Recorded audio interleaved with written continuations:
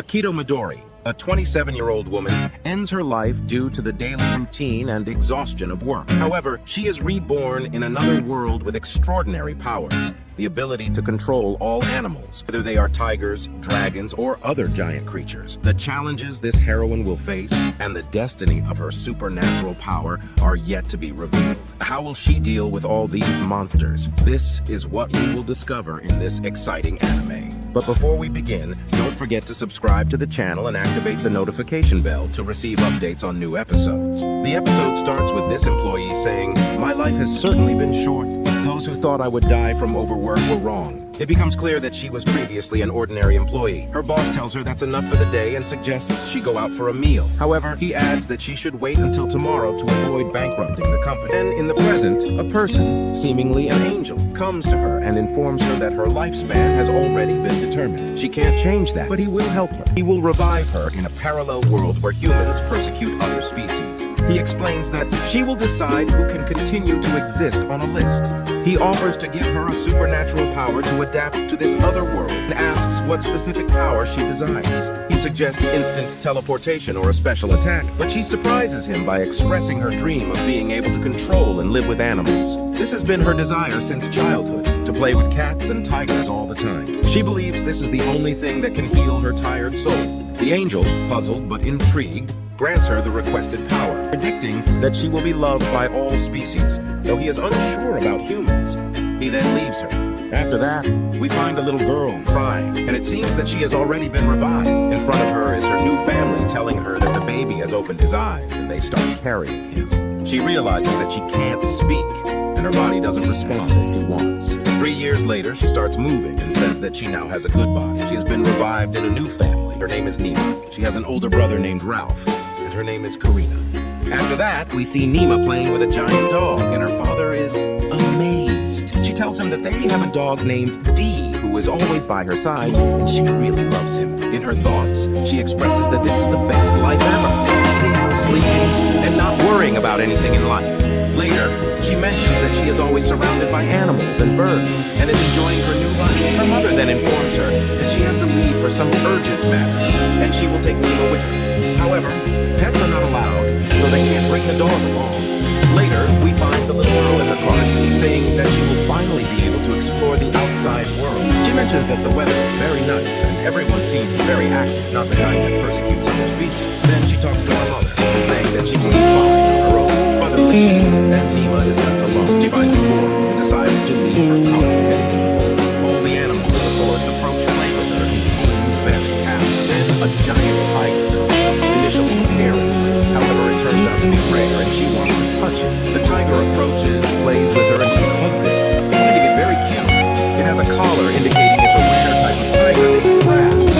She climbs on Ras's back, and they walk through the woods. Suddenly, a person appears and sees them. He questions the girl on the tiger's back, calling it the head of the tiger. He seems surprised that the tiger isn't eating her, and asks why a child like her is in this place. Then she tells him that her mother is busy with some work.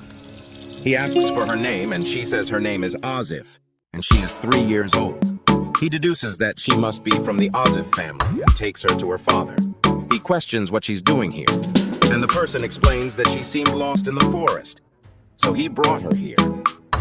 Nima gets defensive, stating that she didn't get lost and came with her mother. She mentions how boring it is to stay alone, and how the tiger Ras came to play with her. Afterward, he apologizes to her father, and the father apologizes as well, thanking him for bringing her back. Azif's father instructs her to apologize too. Nima thinks to herself that this person must be a prince. She apologizes, and he compliments her on being very polite at such a young age. She introduces herself as Ozif Nebeltima, 3 years old, and they don't seem surprised by her manners, commenting on how polite she is. They ask her if she likes the tiger Ras, and she says he is her friend. The person named Gardi reveals that he is the king of this land and encourages her to come and play anytime. Afterward, her mother arrives, expressing her worry when she found the window open and Nima missing. Nima apologizes, and her mother tells her she heard that Nima rode the celestial tiger. Nima confirms it and mentions that the king said she could play with him anytime. Her mother advises her to be discreet, as people might be surprised to see her playing with the tiger. Nima's father and Ozif's father comment on how the celestial tiger is supposed to care only for its master. They also mention that Nima is beloved by animals, even the celestial tiger, indicating that she may possess a supernatural power. Nima's mother adds that the celestial tiger is a magical creature that only obeys its master. After that, we see Nima with her parents going to the academy where her brother Ralph and sister Karina attend. Nima is fascinated by the beauty and grandeur of the academy, amazed by its stunning buildings and the many people inside. Seeing the academy for the first time, Nima becomes increasingly captivated, having never visited any place other than her home in the castle. Today, she's at the academy to watch her brother and sister at school. As Nima explores, she looks for any rare animals in the academy, but doesn't find anything. Her mother advises her not to cause trouble or do anything like she did in the morning. She asks Nima to hold her hand and accompany her. Nima complies, and they walk inside the academy.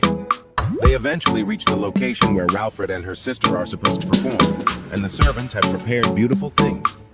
Nima becomes very happy seeing everything and takes her seat. She watches the battlefield but doesn't understand what's happening, feeling like it's not a regular school. Her father explains that it's due to the magic of several teachers who command groups of soldiers to fight each other. Nima is surprised because it resembles a chess game. Next, we see Ralfred preparing for the battle. Nima tries to cheer him on, confident that he's the strongest person she's ever known and will be fine no matter what. The battle begins, and Ralfred orders the infantry to attack the knights. His opponent also commands his knights, and the two armies clash. The infantry manages to defeat the knights until they surrender. In this state, Ralfred is declared the winner of the first battle, and Nima, Opa, her mother, and her father cheer for what her brother has accomplished. Afterward, Nima runs to her brother to congratulate him, knowing he is very strong. Ralfred, grateful for her constant support, lifts her up in his arms. Nima is overjoyed, and after a moment of silence, she asks her brother to take her to the bathroom. After leaving the bathroom, Nima found her brother with a friend named Tristan. When Tristan saw her, he inquired about her, and Ralfred informed him that she is his little sister, and he should leave with her. Ralfred asked Tristan to let the servants take care of him. Nima didn't understand their conversation at first, but when she spoke up, Ralfred jokingly told Tristan that he needs to leave before getting defeated. This angered Nima because her brother Ralph is very strong and won't lose. Tristan mocked her for being a little girl, and this infuriated Nima even more. Nima scolded her brother's friend, but quickly apologized as her emotions got the better of her. However, Tristan decided to attack Nima, intending to hit her. Ralfred stepped in to protect her. At this moment, the prince arrived to inquire about the situation. Nima hid behind her brother. The prince mentioned Tristan raising his hand against the little girl, and Tristan tried to deny it. The prince, however, wasn't interested in Tristan's explanation. When the prince spoke to Nima and asked why she was hiding, she thought to herself that she didn't want the prince to grab her. She responded harshly, stating that she wasn't lost. The prince laughed at her response and continued to play with her. Nima was upset with him, but the prince told her she could come and go from the palace as she pleased. Tristan questioned the wisdom of giving a child the freedom to roam the palace, but the king assured him that her father approved. The king then addressed Nima, asking why she was running away from him. Nima called herself ferocious, and the king teased her by pinching her cheek. Ralph interrupted, saying that his sister had a presentation offer. The king agreed to join them, surprising Ralph. Nima sarcastically told the king to call her Nima, and reflected on the unusual choice of the name in her thoughts. The king introduced himself as Vale, and they all laughed together.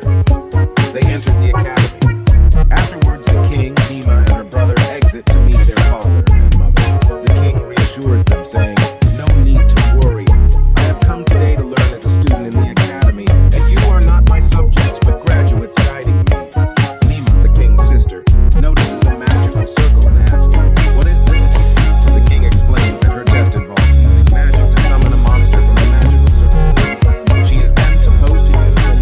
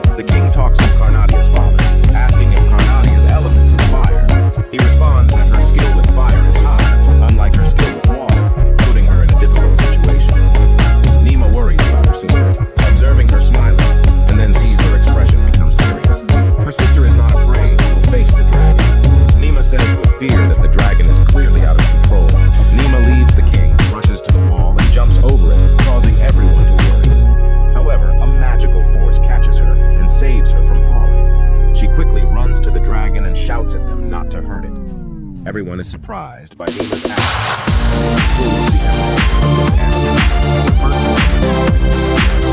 Stay tuned for many more episodes, but you need to subscribe to the channel and activate the notification bell to receive updates. The little girl knew that she had gained some time to break the dragon, although when he began to speak to her, Aaron would have proved that that is not the place for her. Nima did not know what to answer to that, but in any case, she gained a lot of courage and asked the dragon not to be bad or even hurt him. But the dragon had his own reasons for attacking him after all. They had practically summoned him by force, and it was probably just to hurt him. But Nima saw again, and asked him not to fight since even though he has hard and strong scales, water magic could be dangerous for him. But Nima, upon seeing his scales so much, wondered what texture they would have, even saying out loud that she wanted to touch his scales. So the dragon approached the little girl to ask her if she would really like to touch her scales. Upon hearing a yes from the little girl, the unknown dragon held her asked her if she wasn't afraid to have a closer. But upon hearing Nima telling him that she was not afraid of him, the dragon little by little approached her. But this seemed like a big mistake for the royal guard. So the captain almost ordered the dragon to make him touch Lofi. He managed to stop him. Nima was able to touch the scale of the red dragon, which was rarely very close to his touch, which led his entire family surprised. He alone responded that he was not normal for the little girl to touch the dragon. But Nima did not care about it, since he had achieved his goal, which was to touch the scales of the great dragon, which for some reason she thought would be hot, but in reality they were cold and soft. Such an action made the fiery dragon decide to leave the place, but not before assuring her that when she grew up, he would accept her as his master, but to make sure that they would meet in the future, the dragon gave Nima a magical orb, which, to make it more comfortable to carry, would take the shape that Nima thinks, so the protagonist knows that she can carry it in her head, a backpack for that, something that the dragon could not recognize. Yet he and also gives the young woman the ability to use the magic of the dragon as long as before. If she is using her orb all the time, the young woman thanked and immediately asked the fiery dragon for his name. He replied that it was called Time, and after hearing the name of his next mistress, he exposed him, which did not hold the fact that his entire family, and mainly his sister Karna, was very worried about her. Why it even bothered Nima, showing that he was quite worried about her, and even more so when she asked the little girl's father to be careful, since after what just happened, the palace will surely want his daughter. Something that the father understood very well, since if he didn't believe a good excuse, he would make powerful people, and very greedy people, try to separate her from him to have the power of the dragon. So the man soon thought of buying some knives and personally taking charge of mashing them. But Nima and his family thought he was going a little too far. So later, Nima and his friends, the parents, went to King Ospi, where they formally introduced Nima's father as Duke Dylan and his wife as Turquoise Culia, along with his daughter Nefertiti, very wealthy and powerful people, which made her a little nervous and even more so when King called. He asked if it was true that his daughter had formed a bond with the great fire dragon very recently, to which her parents responded that it was not a formal pact since the dragon fled on its own. But even so, the father wanted to know if his daughter could use the powers of the fiery dragon, to which Dlan responded that if his daughter wanted it, it would be very likely that the dragon would lend her some of its power. But since it was not something completely safe, he would not know how to respond in that case. So the king rushed all his words and asked the man if he is telling him that he has nothing to fear, to which Dylan held down, swearing by the last name Oscar, that nothing bad would happen, something that surprised me, since his father swore by the name real something that would take him to the gallows to Rogan, so the king decided to believe it, but still wanted more information about the belief to which the director of the magic South explained that the magic invocation circle did not contain errors. In addition to the fact that his student does not have enough power to summon a fiery dragon, the king asked for an explanation of how a great fiery dragon appeared in front of them. To which Salazar said that it was probably the divine will of the god himself. That Nima quickly remembered who it could be, something that was more than possible for him after meeting him, since that would help him relate more to that world without forgetting that Nima had the duty to inform God whether or not he should eliminate those humans. But the king also wanted to listen to Abbott's father, who definitely also believed that it was thanks to God. He would surely have a plan for them, where most likely the fiery dragon would, since it would be so that all humans can rule. So he would identify the people that God had commissioned him, which would quickly understood that this was not a problem, since he brainwashed him by mentioning God's name and but little Neva knew that it was too early to draw conclusions, since her goal is to give the answer when she is very old, and at the moment she only wants to pet cute animals. But when Prince Wilhart began to see her and bother her for being in trouble, Nima began to tremble with rage, since being a prince, she couldn't say anything to him. But in reality, the young man, seeing that she was bored, offered her to go play with Lars, something that the king also considered his own, since the little girl had nothing to do with matters of the elders. So when Lar approached the prince, asked him to take her to feed him something that clearly he would not waste. But at the same time, everyone in the room was surprised, since the little girl was feeding a tiger with her own hands without being hurt at all.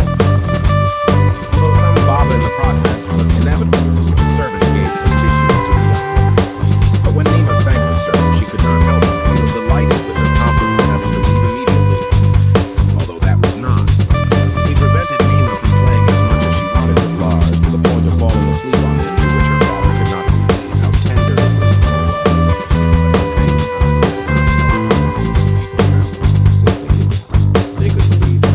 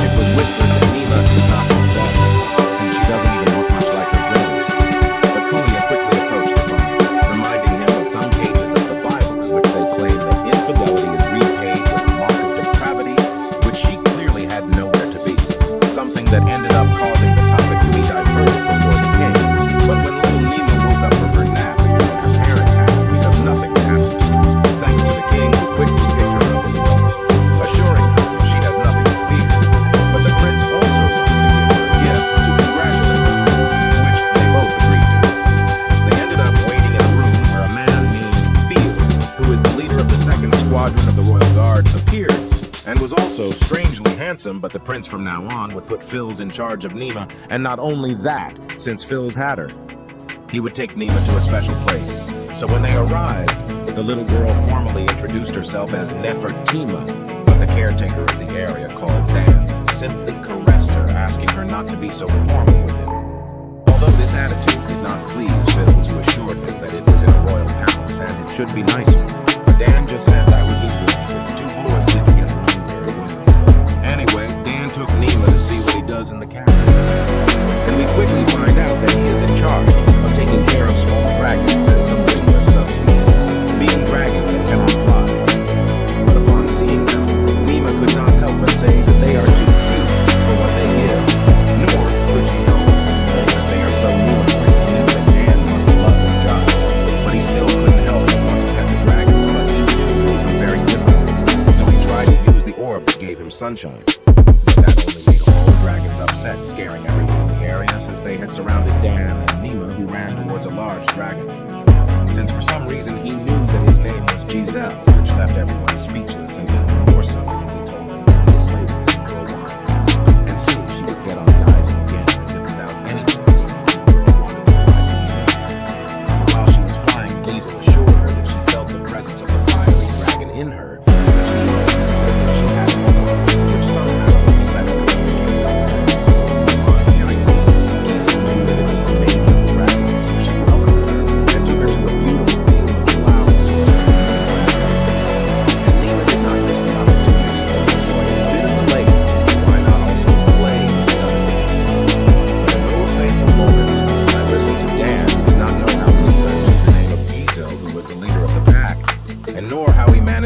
ride him, since he is a proud dragon.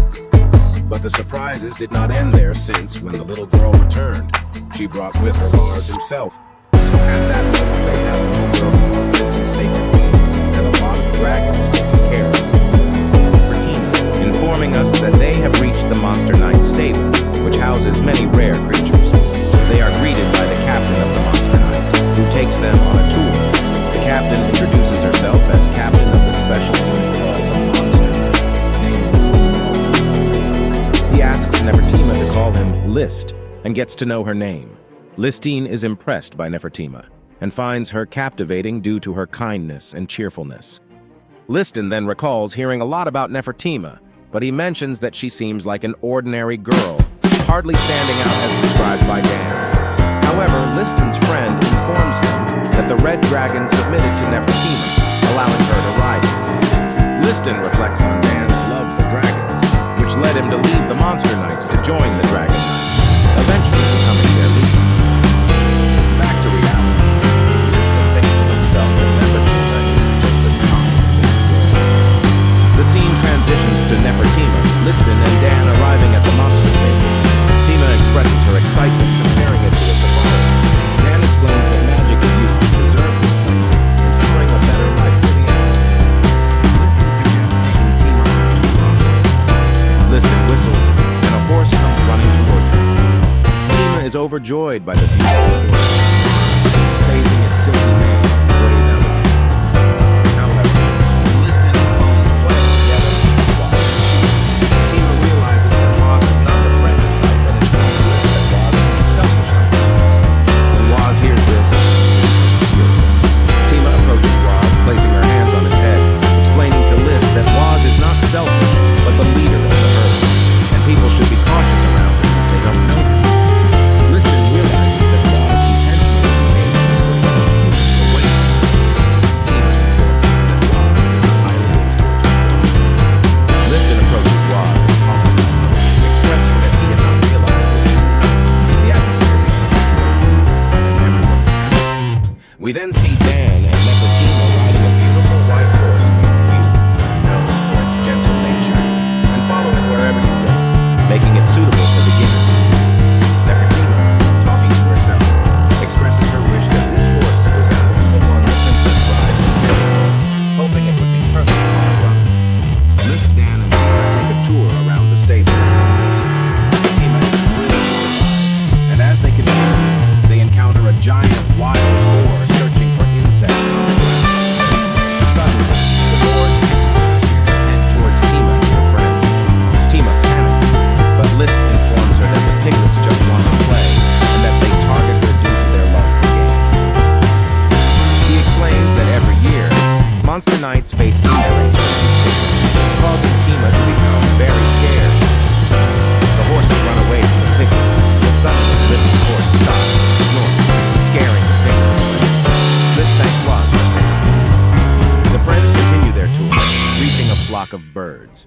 List introduces them as waka birds, the fastest land animals used as messengers and in emergencies. Nefertima becomes excited and expresses her desire to ride one. However, List warns her that it's very dangerous and requires intensive training due to their incredible speed.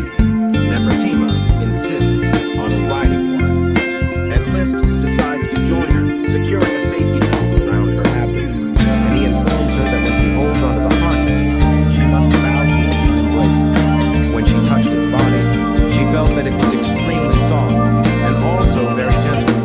The Leviathan informs her that if she grips it too tightly, it will stop, so she must be cautious. Nefertima is very excited, wondering how fast this bird is, as it seems incredibly swift. Liston, talking to himself, notes that this girl seems to be fearless. The Leviathan takes off with incredible speed, making Nefertima unable to breathe due to the rushing air. Liston apologizes, realizing he forgot to cast the spell that closes off the air, allowing them to travel safely. He kicks the Leviathan to make it go even faster. After the thrilling ride, Nefertima gets off the Leviathan feeling disoriented. Liston laughs at her because she can't walk, mentioning that the speed is only about 50 minutes a second. Next, the wheels of foam soar into the sky, swirling around them, and they proceed to ascend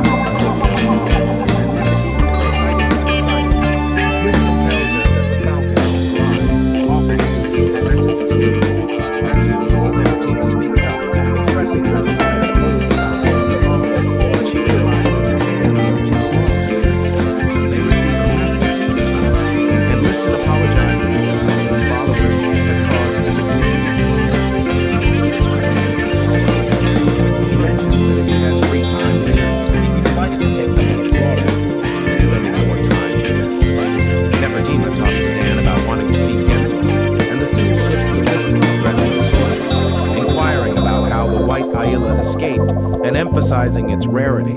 He apologizes for not being attentive and instructs them to form a team with dogs to track it down and capture it before it escapes further. The soldiers move quickly, and Liston talks to himself, expressing that this is the worst day ever. He reminisces about Nefertima playing with Waz and Yoshio, noting that everyone loves her. Opening his eyes, he sees Nefertima with the creature that had escaped earlier, and Liston is amazed. Nefertima explains that she was trying to return from visiting Gensel when she found the lost creature and brought it back. Liston is delighted with this unexpected turn of events.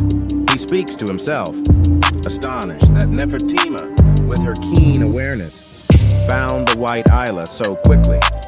He reflects on not underestimating people and not judging them solely based on appearance, as everyone has hidden talents. Meanwhile, after Nika finishes playing, she returns home. Her parents congratulate her on her birthday, and when they ask what she wishes for, Nefertima thanks them and asks to go to the city. Her father is initially shocked and refuses due to the danger, but her mother encourages the idea, stating that she'll be safe as long as she's with someone. Nefertima suggests going with her sister Karina, and her father agrees when her mother proposes sending Paul with them for added safety. Nefertima is excited about this being her first shopping trip. The scene shifts to Nefertima, Karina, and Paul wandering through the city. Nefertima is fascinated, and Karina explains that this is a bustling commercial area.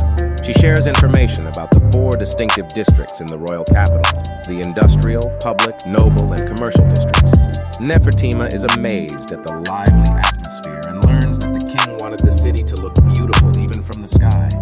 Karina expresses her happiness about shopping with Nefertima, and they continue exploring the vibrant city. Then the 2 girls run after each other, enjoying their time, with Paul following behind them. When Nefertima enters the market, it feels like she stepped into a festival. The place is incredible.